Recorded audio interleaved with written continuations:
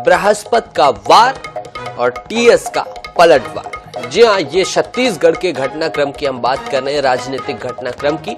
मामला समझिए कि क्या हुआ है। कांग्रेस के पूर्व विधायक बृहस्पति सिंह ने विस्फोटक बयान दिया है। उन्होंने कांग्रेस की हार के लिए प्रदेश प्रभारी कुमारी शैलजा और टीएस सिंहदेव को जिम्मेदार ठहराया है। उन्होंने कहा है कि प्रदेश प्रभारी कुमारी शैलजा टीएस सिंहदेव को हीरो बनाने में लगी थी। उन्होंने आरोप लगाया है कि अमित शाह से मुलाकात के बाद टीएस सिंहदेव पार्टी विरोधी बयान देते रहे। बृहस्पति सिंह ने 22 विधायकों की टिकट काटने के फैसले को भी गलत बताया। उन्होंने जिम्मेदार लोगों पर कार्रवाई करने के साथ ही कुमारी शैलजा को हटाए जाने की मांग की। इसके बाद जब टीएस सिंहदेव से बात हुई तो टीएस सिंहदेव ने कांग्रेस की हार की जिम्मेदारी ली और कहा कि मैं आज तक कभी भी गृह मंत्री से नहीं मिला हूं और प्रधानमंत्री से जब भी मिला हूं सरकारी कार्यक्रमों में ही मिला हूं। सुन लीजिए बृहस्पति सिंह का वो विस्फोटक बयान। छत्तीसगढ़ में 2023 के महामुकाबले में कांग्रेस को बड़ी पराजय का सामना करना पड़ा। खासतौर पर सरगुजा और बस्तर से बड़ी हार मिली। सरगुजा की सभी 14 की 14 सीटें कांग्रेस हार गई। इस वक्त पूर्व विधायक बृहस्पति सिंह जी हमारे साथ हैं, उनसे बात करती है। इतनी बड़ी पराजय हुई, क्या कारण मानते हैं इसका? इसका पराजय का कारण कांग्रेस के हमारे बड़बोलापन नेताओं के कारण इस सरकार गई है। घमंड साहब किसी के सामने नहीं होता है। हमने अपनी समीक्षा खुद हमको करना चाहिए। ये एक साल पहले जब आदरणीय अमित शाह जी के साथ हमारे डिप्टी सीएम की बैठक हुई, तभी से ये शुरुआत हुआ था। आप याद करिए, जब हमारे राज्य का एक मंत्री ये आरोप लगाता है सरकार के ऊपर कि 7 लाख प्रधानमंत्री आवास का पैसा सरकार ने नहीं दिया, और तब से सदन से लेकर सड़क तक और सारे कांग्रेस के सांसद विधायकों का घर घेरा गया। तब से छत्तीसगढ़ में कांग्रेस के खिलाफ माहौल क्रिएट करने का काम शुरू होता है। अच्छा, आप लोगों ने जो 22 टिकट, जिसमें आपकी भी टिकट काटी गई, 22 टिकट जो कटी, क्या ये सब फार्मूला या जो भूपेश के चेहरे को हटाया गया, भूपेश है तो भरोसा, इस बात को हटाया गया, ये सब चीजों का भी असर हुआ? देखिए, 22 विधायकों को, सिटिंग एमएलए को आपने टिकट काट दिया। उसमें से कई लोगों ने चुनाव लड़ा और कई लोगों ने मौन रहकर उनके समर्थकों ने निपटाने का काम किया। तो 22 में से 14 सीट भाजपा के खाते में गया, 1 सीट गोंडवाना गणतंत्र सीट को आया। ये 15 सीटें अगर आपकी चली गई आपके हाथ से, अगर ये आपके साथ होता तो आज आपकी सरकार होती। लेकिन कांग्रेस के बड़े नेताओं की गलती के कारण छत्तीसगढ़ की सरकार गई है। छत्तीसगढ़ की जनता का कोई दोष नहीं है। छत्तीसगढ़ का जनता बहुत विद्वान है और सोच समझ के निर्णय लिया है और उनका निर्णय सर्वोपरि है। 3 बड़े फैसले हुए। डिप्टी सीएम बनाया गया, प्रदेश अध्यक्ष बदला गया और ये भूपेश है तो भरोसा है का नारा हटाया गया। क्या जनता ने इसे स्वीकार नहीं किया? देखिए, सबसे पहला तो आपको बता दूं कि हमारे राज्य की प्रभारी शैलजा मैडम, वो फिल्मी दुनिया में जैसे हीरो प्रोजेक्ट करते हैं ना, वैसे टीएस सिंह को छत्तीसगढ़ हीरो प्रोजेक्ट करने में रह गई और अपने डायरेक्टर बनने की शूटिंग, फोटो शूट कराने में रह गई और छत्तीसगढ़ के कार्यकर्ताओं की भाव को समझने का, जनता की भाव को समझने की कोशिश नहीं की। सबसे बड़ी चूक हुई और जिसके कारण उन्होंने डिप्टी सीएम बनाया और उस डिप्टी सीएम ऊपर से बोल के बनवाया और सीसी में मेंबर बना के 22 विधायकों को टिकट कटवाने में कामयाबी हासिल की। इसी का खमियाजा भुगतना चाहिए। 1 मिनट भी राहुल जी हाईकमान को, कांग्रेस हाईकमान को, यहाँ के प्रभारी को और ऐसे जिम्मेवार नेताओं को जो गड़बड़ी किया है कांग्रेस के साथ, उसको तत्काल हटा देना चाहिए। नहीं तो आने वाला 6 महीना बाद लोकसभा चुनाव में खामियाजा फिर से कांग्रेस को भुगतना पड़ेगा। तो विधानसभा चुनाव में टीएस सिंहदेव और तमाम जो बड़े नेता हैं उनकी वजह से हार का सामना करना पड़ा। लोकसभा चुनाव के पहले ऐसे नेताओं के ऊपर कार्रवाई करना चाहिए, इस बात को कहते हुए बृहस्पति सिंह नजर आ रहे हैं। कैमरामैन अरुण कुमार साहू के साथ गौरव शर्मा, NH 24/7 रायपुर।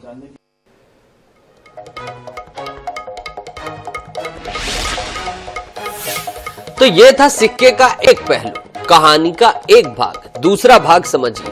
टीएस सिंहदेव ने बृहस्पति सिंह के आरोपों का जवाब दिया है। उन्होंने अमित शाह से मुलाकात की और बातों को निराधार कह दिया कि अमित शाह से मेरी कोई मुलाकात नहीं हुई। उन्होंने कहा कि बृहस्पति सिंह की बात मीडिया तक पहुंची है तो पार्टी तक भी पहुंचेगी। इस पर पार्टी आगे कदम उठाएगी। सुनिए टीएस सिंहदेव ने क्या पलटवार किया। तक जीवन में आपसे अभी बात कर रहा हूं, इस क्षण तक मैं अमित शाह जी से जीवन में नहीं मिला। आज इस क्षण तक अमित शाह जी से मेरा आमने सामने नहीं हुआ। मोदी जी से मेरे सार्वजनिक कार्यक्रम में 2 बार मुलाकात हुई है।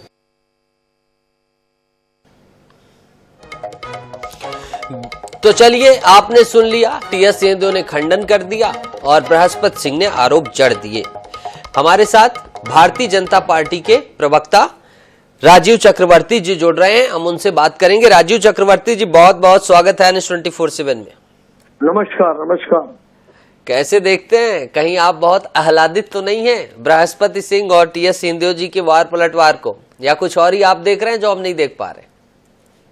नहीं, देखिए, ये कांग्रेस की अपनी अपनी धपली, अपना अपना राग और भानी मत की कुनबा का जो रार, ये रार कोई नया नहीं है। अगर आप देखेंगे क्षेत्रीय छत्रा, अगर ममता बनर्जी अलग हुई है, चंद्रशेखर जी अलग हुए, अलग अलग राज्यों में अलग अलग छत्रा है, तो ये रार तो चल रहा है पिछले कई वर्षों से। तो वो राष्ट्रपति चुनाव से चल रहा था, शिवराज जी ने अपना अलग इंदिरा कांग्रेस बना लिया था और दिल्ली के कांग्रेस अलग हो गई थी। वो इतिहास लगातार चल रहा है। और छत्तीसगढ़ में जिस प्रकार विजय चंद्र जी अलग हुए, एनसीपी के साथ हुए, तो अभी भी एक स्प्लिट की ओर कांग्रेस पार्टी चल रही है। और सतीश सिंह जी अपने, लेकिन एक इसमें दुखद पहलू है कि उन्होंने शैलजा जी का जो अपमान किया कि वो हीरोइन की तरफ सज धज कर आती थी, छत्तीसगढ़ की संस्कार नहीं, किसी महिला को इस प्रकार से अपमानित किया जाए, तो कम से कम भाषा में संयम। आप लड़ाई लड़िए, किसी महिला का अपमान मत करिए, वो एक आपको ध्यान रखना चाहिए। राजनीति ठेस पहुंची है राजीव जी को। राजीव जी, अभय नारायण जी कांग्रेस पार्टी से जुड़ गए हैं, और अभय जी बहुत बहुत स्वागत है। राजीव जी आपके सहयोगी हैं, इन्हें ठेस पहुंची है शैलजा जी के लिए जो बृहस्पति सिंह जी ने बातें कही हैं। आप कैसे देखते हैं, किस बयान के साथ खड़े हैं आप, बृहस्पति सिंह जी के कि टीएस सिंहदेव जी के, या फिर आपके कोई अलग ही ओपिनियन है? देखिए, बृहस्पति सिंह जी का बयान उनका निजी है।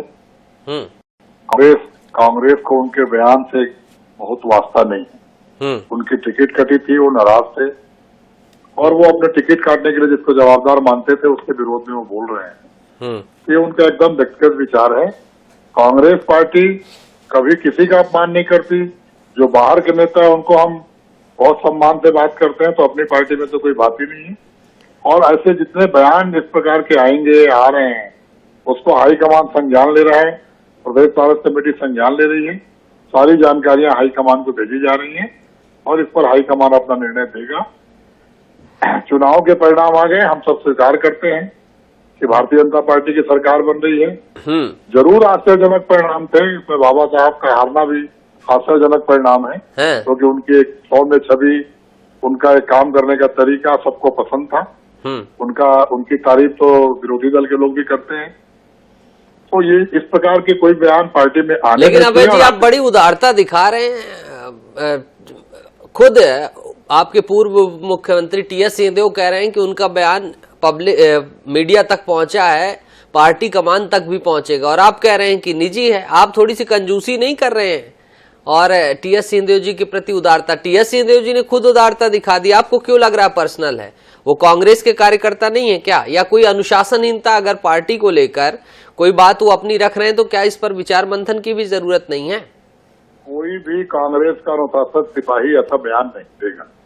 हमारे पार्टी फोरम में हमको बहुत मौके मिलते हैं बात करने के। बंद कमरे में बहुत बातें होती हैं और वहाँ करना चाहिए। पूरी खुली छूट रहती है बात करने की। लेकिन मीडिया में या पब्लिक डोमेन में अगर ऐसा कोई बात करता है, उसे कांग्रेस का बयान नहीं माना जाएगा, उनका निजी बयान माना जाएगा। अच्छा, चलिए अभय जी, सरगुजा की हार के लिए आप किसे जिम्मेदार मानते हैं? देखिए, ये मंथन का विषय है। सरगुजा की 14 सीट हारना, उस स्थिति में जब हमने आदिवासी क्षेत्रों के लिए काम किया, जब हमने सरगुजा के विकास के लिए बड़े बड़े काम किए, सरगुजा से 2 मंत्री भी थे, टीएस सिंहदेव जी स्वयं मंत्री थे, उप मुख्यमंत्री भी बनाए गए, अमरजीत भगत मंत्री थे, तो उसके बाद भी जनता तक हम अपनी बात पहुंचाने में सफल नहीं रहे। और भारतीय जनता पार्टी, जिसने कोई काम किया नहीं 15 साल में भी सरगुजा के लिए, और घोषणा पत्र के बातों को पहुंचा लिया, तो किन कारणों से हार हुई है, ये मंथन का और चिंतन का विषय अभय जी का कहना है। राजीव जी आपके पास आता हूँ। टीएस सिंहदेव ने, अभय जी तो नहीं मान रहे, टीएस सिंहदेव जी ने मान लिया कि मेरी हार है, हम सभी की हार है। क्या ऐसा जादू कर दिया राजीव जी आपने कि सरगुजा की 14 सीटें आपके खाते में चली गई? बृहस्पति सिंह जी लोगों को निकल के इस तरह के बयान देने पड़ रहे हैं या इन्हीं के बयान है जो पहले इन्होंने दे डाले जिसकी वजह से आपको इतना फायदा हुआ है? थोड़ा उनके बयानों की समीक्षा कर लेते हैं ना। जी, बयान थे कि मुझे मारने का प्रयास कर रहे थे, ये उनके बयान थे। और टीएस सिंहदेव जी ने अभी नम्रता से स्वीकार किया था कि जो घोषणा पत्र थे उसमें 14 ही मांग पूरी हुई। तब देखिए किसका मुंह बंद करिएगा। जयसिंह 12 राजीव जी, उदारता मत दिखाइए, 12 उन्होंने कहा था पूर्ण रूप से। जो भी हो, 12 हो 14 संख्या पर नहीं जाते हैं, लेकिन उन्होंने नम्रता से स्वीकार किया था कि जो जन घोषणा पत्र है वो पूरे नहीं हुए। ये उदारता उन्होंने दिखाई। इधर अमरजीत भगत जी ने भी कहा कि सब अपने अपने चुनाव में लगे रहे, सामूहिक नेतृत्व की कमजोरी दिखी। कांग्रेस लगातार बोलती थी कि भाजपा का केंद्र चुनाव लड़ रहा है, वही हमने मना किया था कि आप अपने केंद्र के नेताओं के साथ चुनाव लड़ रहे। चुनाव सबकी अपनी रणनीति रहती, सबके अपने अपने लोग रहते। तो अमरजीत भगत जी ने भी अपना दुखड़ा रोया, तो आज जयसिंह अग्रवाल जी ने भी अपना दुखड़ा रोया। कुछ लोगों ने कहा कि क्यों भूपेश बघेल जी को आखिरी तक चेहरा बनाया गया, उन्हें पहले क्यों नहीं हटाया गया। तो देखिए, मैंने कहा ना कि अपनी अपनी ढपी अपना अपना राग लाभ हुआ। राजीव जी कोई कोताही नहीं कर रहे हैं, वो कह रहे हैं कि हाँ हमें लाभ हुआ, इन्होंने बयान दिए।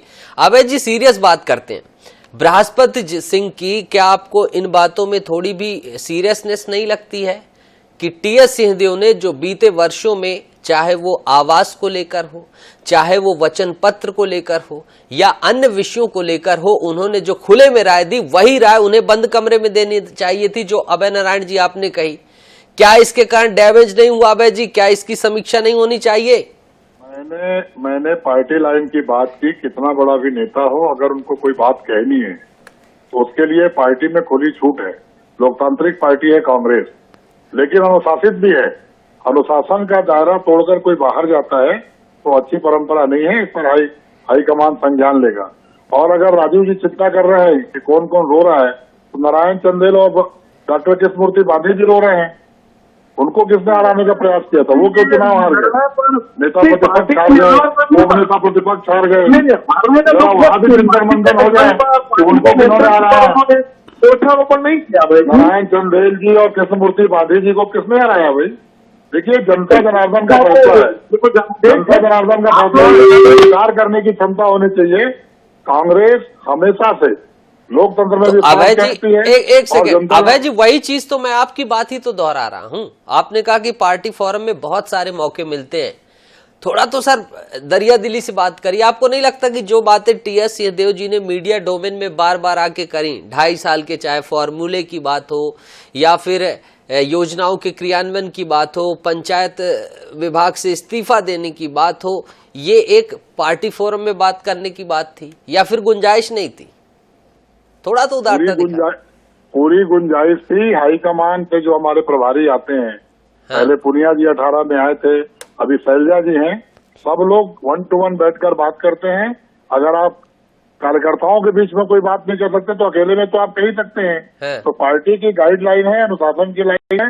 अनुशासन तोड़ना किसी को नहीं चाहिए, चाहे बड़े नेता हो, छोटे नेता हो। अभय जी एक आखिरी सवाल अभय जी, फिर आखिरी प्रतिक्रिया राजीव जी से लूंगा। डैमेज हुआ आपके नेताओं के खुले में बयान देने का? चलिए मैं व्यक्ति विशेष की हटा देता हूं, आप अगर सामूहिक रूप से लें तो क्या कांग्रेस को इसका डैमेज हुआ?